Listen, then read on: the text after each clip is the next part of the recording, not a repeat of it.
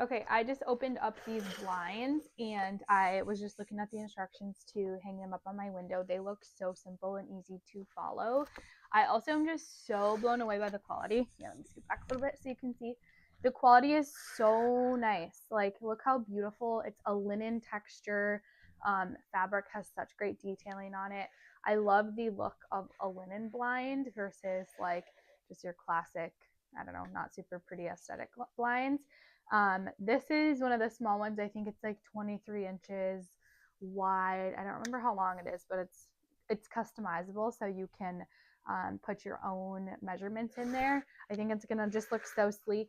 I love that they're blackout. So this is the back of it, and I put it up on my window just to test it.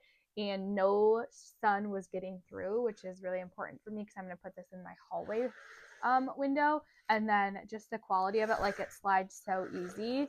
I'm not worried about it getting stuck at all. So super cool. I love that it's just like a pull down and then you don't have to deal with cords. It comes with the directions step by step, super simple to follow, like I said.